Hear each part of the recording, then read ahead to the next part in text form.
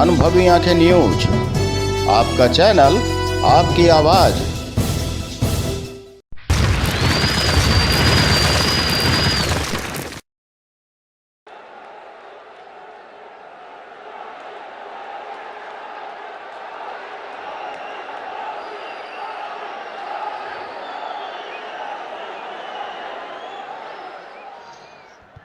लोकसभा चुनाव की बिसात बिछ चुकी है एवं वोटिंग की प्रक्रिया भी लगभग आरंभ हो चुकी है। ऐसे में बिहार के 40 सीट बेहद दिलचस्प मोड़ पर है। आपको बता दें कि बिहार में दो गठबंधन, जी हाँ, महागठबंधन एवं एनडीए, इन दोनों के बीच कड़ी टक्कर है। लगभग सभी दल के नेता इस दोनों गठबंधनों में से किसी एक में जाकर शामिल हो गए हैं। जहां भाजपा जनता दल यूनाइटेड का गठबंधन बन चुका है, तो वहीं राजद के साथ अन्य कांग्रेस दल वगैरह जुड़ चुके हैं। और ऐसे दो दलों के बीच के टक्कर के अलावा कुछ ऐसे बागी नेता भी हैं जो तीसरी दल के रूप में, यानी तीसरी शख्सियत के रूप में उभर कर सामने आ गए हैं और खेल बनाने बिगाड़ने की ताकत रखते हैं।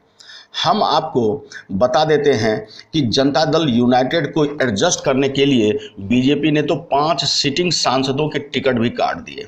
और ऐसे में बागी सांसद या बागी नेता अपने अपने क्षेत्र में दबदबा रखते हैं और खेल बनाने बिगाड़ने का काम भी कर सकते हैं।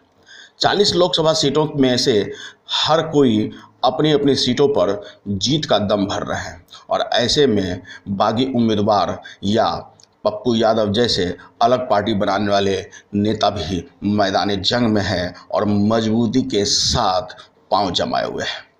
कर्ज से दबा हुआ, ना कोई ड्रग्स, ना डॉक्टर का बिहेव ठीक, ना नर्स का बिहेव ठीक। आम लोग क्या मरने के लिए पैदा हुए हैं क्या ये गरीब आदमी? सर, अभी कुछ दिन पहले प्रधानमंत्री जन औषधि योजना केंद्र में ड्रग डिपार्टमेंट का छापा पड़ा है। गठबंधनों का समीकरण ऐसा बना कि जनता दल यूनाइटेड को मनाकर अपने साथ रखने के लिए बीजेपी ने 5 सिटिंग सांसदों के नाम काट दिए। इनमें से सीवान से ओम प्रकाश यादव, वाल्मीकि नगर से सतीश चंद्र दुबे, गया से हरि मांझी, झंझारपुर से वीरेंद्र चौधरी और गोपालगंज से जनक राम प्रमुख है। आपको बता दें, वहीं आरजेडी में अली अशरफ फातमी, कांति सिंह, सीताराम यादव, आलोक मेहता, तो कांग्रेस में शकील अहमद, लवली आनंद सिंह और निखिल कुमार जैसे नेताओं के भी टिकट कट गए।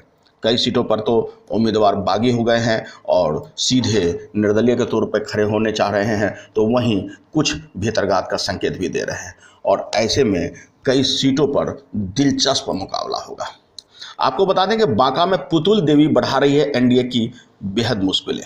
दक्षिण बिहार की बांका सीट से पूर्व केंद्रीय मंत्री दिग्विजय सिंह की पत्नी पुतुल देवी टिकट नहीं मिलने के बाद निर्दलीय चुनाव में है। और ऐसे में एनडीए से जनता दल यूनाइटेड से गिरधारी यादव को उतारा गया है। आरजेडी से जयप्रकाश यादव हैं, 2014 के मोदी लहर में जीतने में वे कामयाब थे। पुतुल देवी 2010 में पति दिग्विजय सिंह के निधन के बाद उपचुनाव में पहली बार सांसद बनी थी।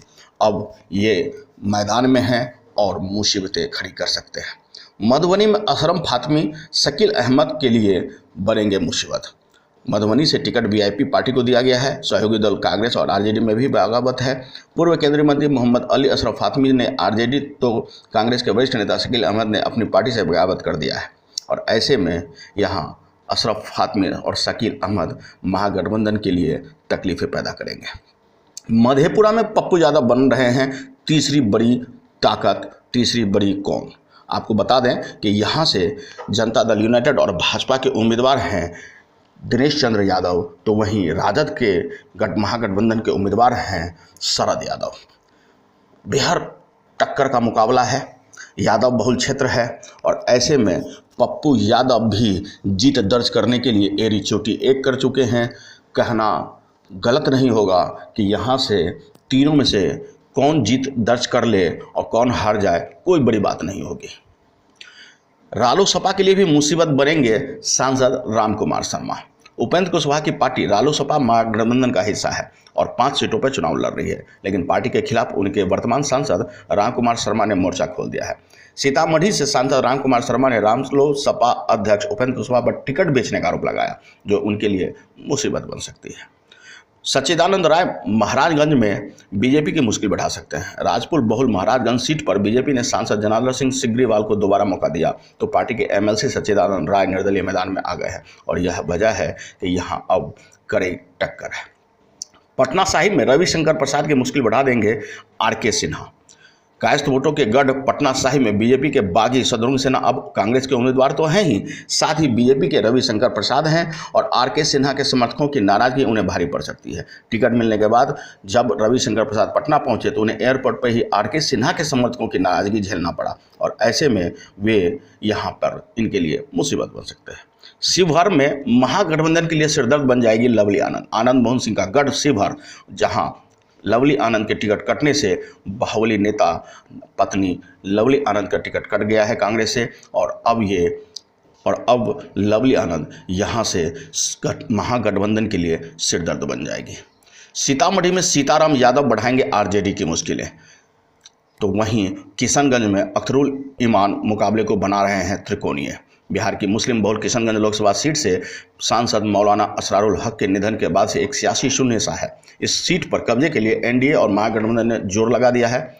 कांग्रेस उम्मीदवार डॉक्टर मोहम्मद जावेद, एनडीए के उम्मीदवार जनता दल यूनाइटेड से सईद महसूद अशरफ मैदान में है। मुकाबले को त्रिकोणीय बना रहे हैं अजदुद्दीन ओवैसी की पार्टी ऑल इंडिया मजलिस इत्तेहादुल मुस्लिमीन के उम्मीदवार अख्तरुल इमाम। बिहार की ये सीट बेहद लोकप्रिय ओवैसी के लिए भी है और इसलिए यहां का भी दिलचस्प मुकाबला है। कटिहार में एनडीए की बगावत मारपीट तक पहुंच गई है और यही वजह है कि जहां कांग्रेस के तारिक अनवर मैदान में हैं, वहीं अन्य दल आपसी मतभेद में यह बेहद खतरे की सीट बन गई है। खगड़िया में आरजेडी का खेल बिगाड़ रही है बाहुबली रणवीर यादव। आपको बता दें कि बिहार की खगड़िया सीट से रणवीर यादव आरजेडी के लिए मुसीबत बन रहे हैं। उनकी पत्नी कृष्णा यादव को टिकट नहीं मिला तो वे सीपीआई के उम्मीदवार बन गई और 2014 में कृष्णा यादव आरजेडी के उम्मीदवार थी। आरजेडी ने कृष्णा यादव को 6 साल के लिए पार्टी से निष्कासित कर दिया है। अररिया में भी बीजेपी को बगावत झेलनी पड़ रही है। यहाँ से भाजपा के प्रदीप सिंह को प्रत्याशी बनाया, लेकिन बागी हुए रामकुमार भगत ने भी पर्चा दाखिल कर दिया है और इसी बागीपन की वजह से यह सीट भी बेहद विवादों में घिर गई है। ऐसे में देखना दिलचस्प होगा कि कौन कहां से बाजी मारता है। देखना दिलचस्प होगा कि बिहार की 40 सीटें किन की झोली में जाती है और कौन सत्ता यानी केंद्रीय सत्ता में प्रधानमंत्री बनाने में अपनी अहम भूमिका निभाएगी।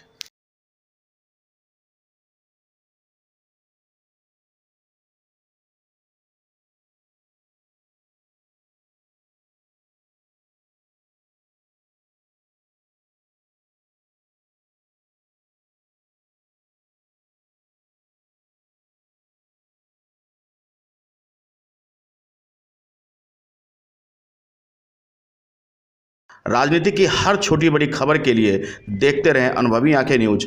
चैनल को लाइक सब्सक्राइब अवश्य करें। कमेंट बॉक्स में जाकर आप अपनी राय भी अवश्य लिखें।